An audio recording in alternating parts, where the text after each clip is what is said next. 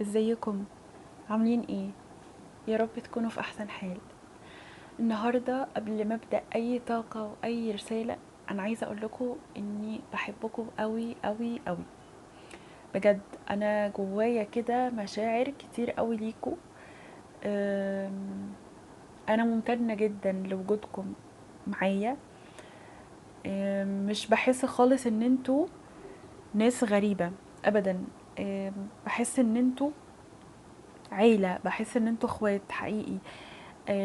بفرح جدا لما بلاقي ناس بتدخل تسأل عليا وبتقول لي كلام حلو جدا.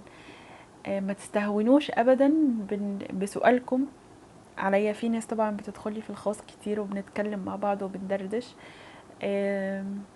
ده شيء بيأثر عليا جدا جدا جدا، وبيأثر فيا كتير. تعليقاتكم مش بتعدي عليا كده، مش بتمر كده مرور الكرام، ولا برد عليكم كده عادي خالص. انا بحس ان انتوا اخواتي بجد. و يعني حقيقي عايزة أشكركم جدا. أنا ممتنة جدا وبشكر ربنا جدا إن ربنا رزقني بيكم. انتوا ناس جميلة وأرواحكم طيبة جدا. أم، لو اتكلمت مش هبطل. وانتوا تستحقوا ده، انتوا تستحقوا تسمعوا ان انتوا ناس جميلة، وتستحقوا تسمعوا ناس بتشكركم. انا فعلا بشكركم ان انتوا بتسمعوني، وبشكر دعمكم ليا وللقناة. بحبكم جدا، وعشان ما اطولش عليكم بقى، يلا نتكلم عن الطاقة النهاردة واقول لكم الاسترسال. بس النهاردة هنتكلم باسلوب مختلف شوية، لاني حاسة ان الطاقة موجهاني لكده النهاردة. الفيديو النهاردة هيمشي ان انا هقول لكم الطاقة في الاول، هشرح الطاقة في الاول، وبعدين هقول لكم الاسترسال في الاخر، وهسيبكم بقى مع الرسالة. انا مش هنطق ولا كلمة بعد ما اقول الرسالة من الشخص ده. اوكي؟ فهنركز كده الاول في الطاقة، وبعد الطاقة هقول لكم الرسالة. النهاردة بقى الطاقة مختلفة جدا. وليه مختلفة؟ علشان الكسوف الشمسي مأثر علينا بقوة. وانا هتكلم عن الموضوع ده تحديدا لان في ناس كتير منكم مش فاهمة ايه اللي بيحصل معاها، او مش فاهمين، حاسين ان طاقتكم، يعني انتوا ليه يعني مش فاهمين ليه ان طاقتكم مش احسن حاجة من بعد ما كنتوا حاسين انكم ارتحتوا شوية. فعشان كده هنتكلم عن المشاعر اللي بنحس بيها في الوقت ده. طيب، انتوا يمكن تحسوا ان في مشاعر جواكم كده مش مفهومة، حاسين ان في شد وجذب كده. أم، حاسين ان في حاجات في حياتكم المفروض تطلع للنور، المفروض تتعرف بقى، المفروض توضح. وحاجات تانية انتوا محتاجين تقفلوا عليها خالص، محتاجين تنهوها من حياتكم خالص. الكسوف دايما بيجي مع طاقات البدايات الجديدة، بس البدايات دي بتكون أعمق من أي وقت تاني عدى، وكأن الروح نفسها كده بتقرر تاخد خطوة، حتى لو العقل لسه متردد في أخذ القرار ده. طيب، خلال الأيام دي انتوا ممكن تلاحظوا ايه؟ هتلاحظوا ان مشاعركم متقلبة شوية، في توتر كده. يوم تبقوا عايزين تبدأوا من جديد، ويوم تاني تبقوا مش فاهمين انتوا عايزين ايه اصلا. انا شايفة ان انتوا عندكم الحساسية عالية جدا، وده متكرر معانا من اخر اوديو. انتوا عندكم حساسية عالية. كلمة صغيرة من شخص قريب بقى او بعيد ممكن تلمس جواكم حاجة كبيرة، وتخليكم متأثرين لفترة. انتوا بتحسوا الفترة دي ان خاطركم بيتكسر بسرعة، دمعتكم قريبة شوية، بتدمعوا بسرعة. شايفة كمان ان انتوا عندكم رغبة قوية في ان انتوا تتحرروا بقى من علاقات مش مريحة، او من عادة مش بتنفعكم، عادة مش صحية، ايا كان بقى ايه هي العادة دي. كمان في منكم ناس هنا هيوضح لها حاجات كتير، في اسرار او حقائق كده هتظهر لك فجأة. وشايفة ان بعض الاسرار او الحقائق دي هتجيلك من الشخص نفسه. يعني الشخص اللي عنده سر او عنده حقيقة، انت مش هتكتشفها من وراه، لا هو اللي هيجي وهيقولك عليها. ده بعض من الناس، لكن في بعض تاني الاسرار او الحقائق دي انت اللي هتكتشفها. اوكي؟ ولكن في العموم الحقائق والاسرار دي هتغير نظرتكم للامور كلها، هتخليكم تعيدوا تفكير تاني تجاه اشخاص في حياتكم. شايفة كمان ان الطاقة دي جاية تنور لك كده على العلاقات. يعني العلاقات اللي مبنية على اساس قوي دلوقتي في حياتك هي ممكن تقوى اكتر. العلاقات بقى اللي هي اللي فيها رابط روحي او فيها رابط قوي، او انتوا كده مع بعض حاسين ان انتوا علاقة مش علاقة مراهقين. يعني لا، انتوا عارفين ان انتوا علاقة قوية، ايا كان بقى بيحصل فيها اون اوف، بيحصل فيها انفصال، بس هي علاقة قوية. ما نقدرش ننكر ان هي علاقة قوية.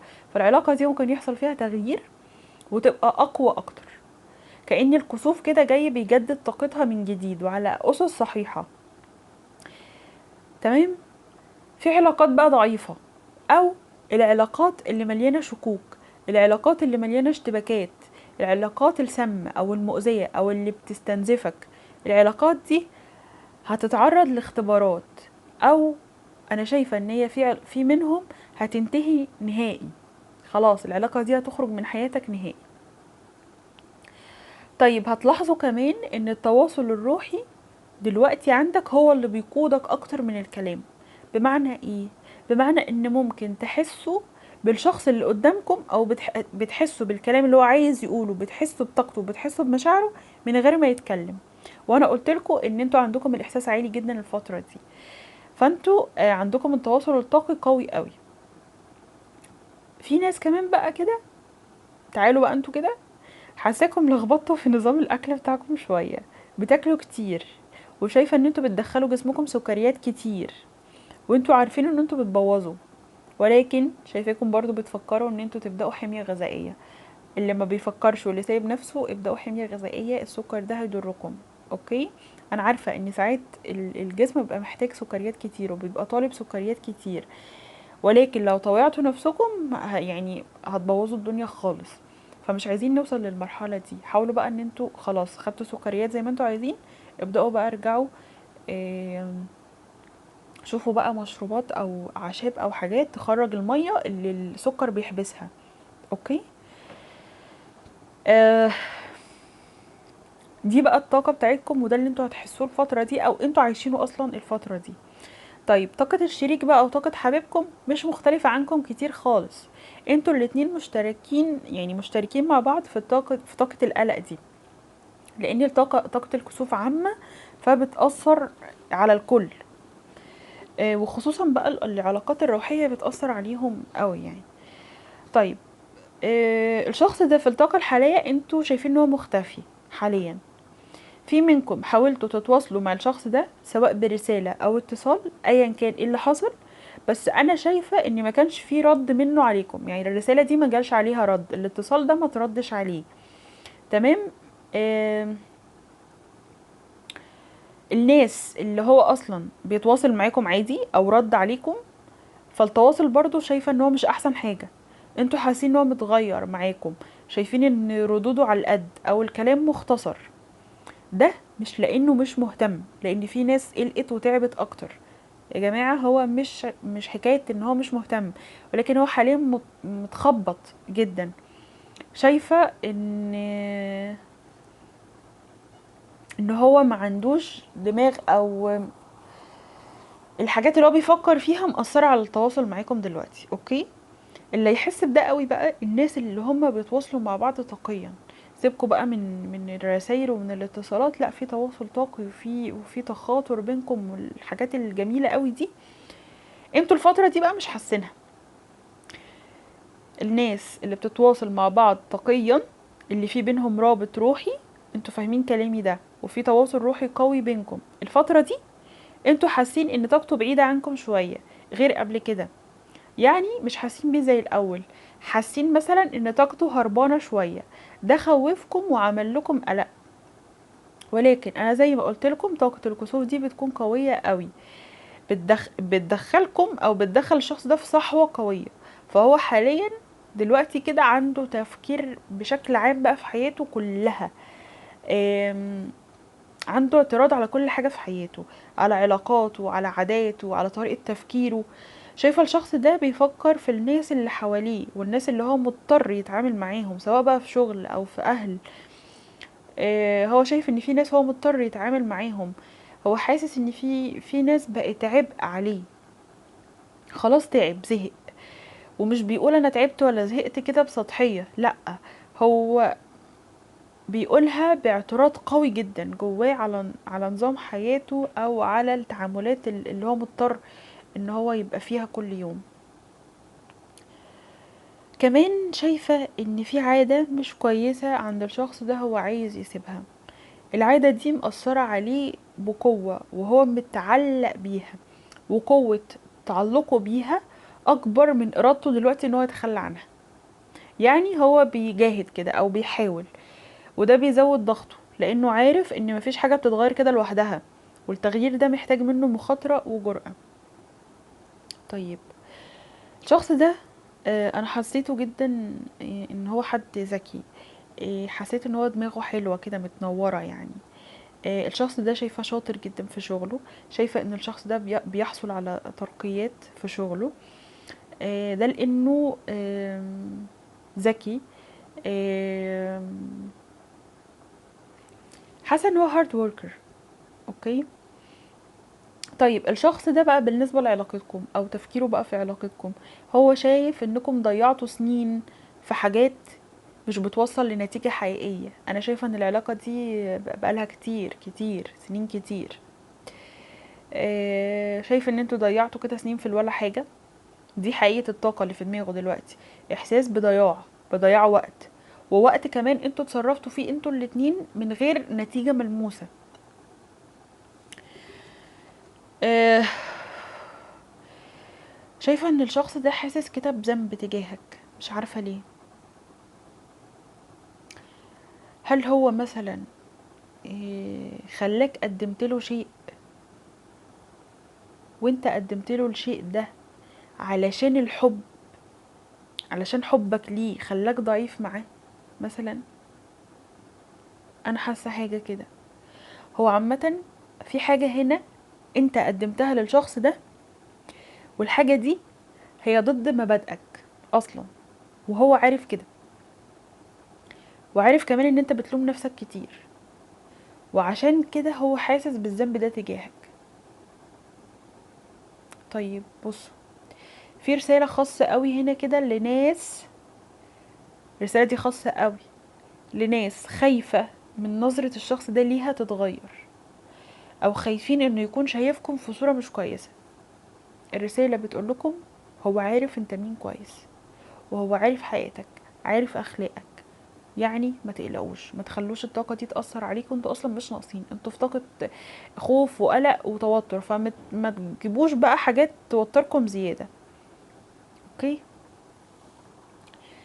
الشخص ده مش من النوع اللي هو بيحب يظهر نفسه متضايق او يظهر نفسه محتاج لحد. بالعكس، دايما بيحاول كده يصنع صوره ان كل حاجه تمام.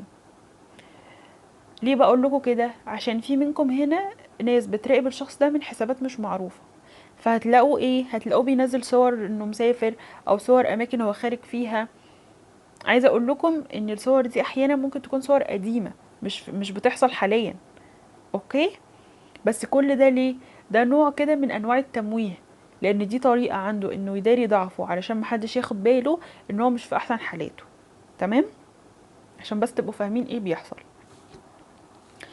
انا بقى عايزه اقول لكم حاجه. في حد منكم او في ناس منكم بتفكروا تاخدوا قرارات كبيره الفتره دي، فالقرارات دي بلاش. على الاقل نعدي كده مثلا 14 15 يوم.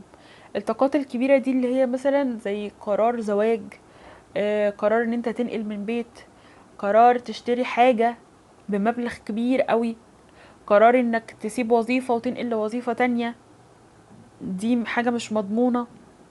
فبلاش القرارات الكبيره دي دلوقتي.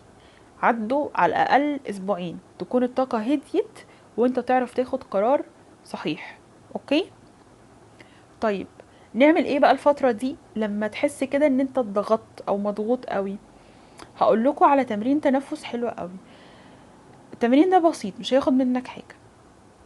انت هتاخد نفس عميق 4 ثواني، وهتحبسه ثانيتين، وبعدين تخرجوا النفس ده ببطء 6 ثواني كده. عدوا 6 ثواني. كرروا التمرين ده 3 مرات، وهتحسوا ان انتوا في مساحة كده من التوتر راحت. ولو حابين كمان تستخدموا الطاقة دي كفرصة ليكم ان انتوا تكتبوا نواياكم. نوايات بقى، شوفوا انتوا عايزين تنووا ايه، حتى لو هتبدأوا حاجة صغيرة قوي. يعني مثلا تقول انا قررت ان انا اسمع جسمي قبل اي قرار، دي نية.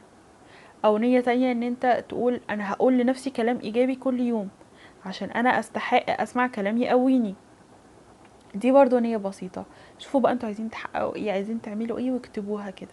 اوكي، النوايا البسيطة دي بتشتغل بقوة جدا. ده طبعا بجانب العادات الدينية بتاعتنا، يعني الصلاة والأذكار. عشان أنا شايفة في ناس هنا بطلت تمسك خاتم التسبيح بتاعها، بطلت تمسك السبحة اللي كانت بتمسكها. كنت في أوراد بتقولوها بطلتوا تقولوها. الصدقة، صدقة طبعا طبعا طبعا، انتوا ما تعرفوش الصدقة دي بتعمل ايه بجد. خرجوا حتى بأقل حاجة. اوكي. واخيرا لو بتسألوني الطاقة دي معناها ايه، معناها نهاية ولا بداية ولا ايه، انا هقول لكم ان انا شايفاها انها بداية. بس بداية يمكن تكون مؤلمة شوية.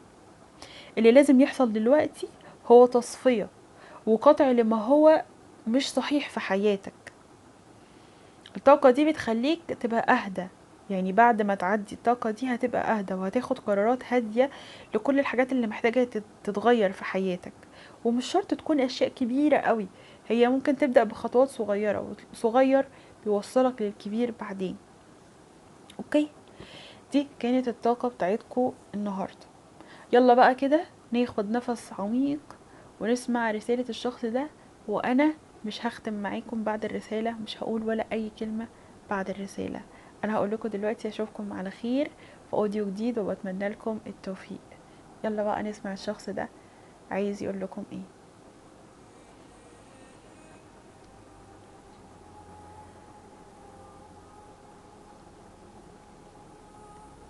انا مش عارف اشرح لك ازاي، بس انا تعبت من كل حاجة حواليا. في حاجات كتير في حياتي مش عاجباني، ومع ذلك سايبها زي ما هي. بتعامل مع ناس انا اصلا مش مرتاح معاهم، ومع كده بكمل. في عادات انا عارف انها بتضيعني، ومع ذلك مش قادر اقطعها. انا بقيت حاسس اني محاصر حتى معاكي. بحس اني مش بعرف اوصل اللي جوايا صح. اوقات بسكت، مش عشان مشاعري مش موجودة، بس عشان الكلام ساعات بيزود المشكلة مش بيحلها. واوقات تانية ببص للعلاقة دي واقول لنفسي احنا ضيعنا سنين كتير قوي، طب وبعدين؟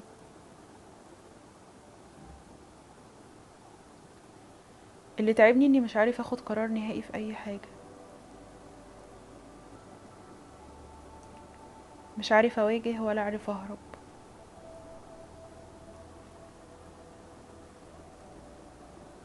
كل اللي بعمله اني بلبس اقنعة واحاول ابان طبيعي قدام الناس. انزل صور بقى، اضحك، ابان ان حياتي ماشية، بس الحقيقة غير كده خالص.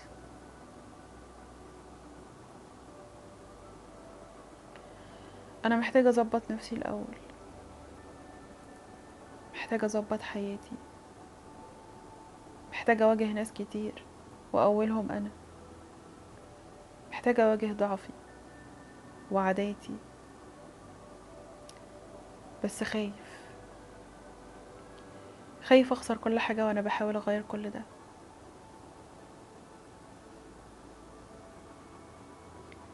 انا مش ضدك ولا عمري كنت، بس اللي جوايا اكبر من العلاقة. انا عايز حياة اوضح، ابسط، وانضف. عايزة ابطل التوهان اللي انا فيه.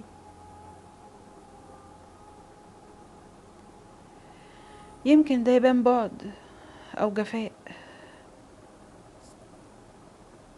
بس الحقيقة ان دي حرب انا عايشها جوه نفسي كل يوم.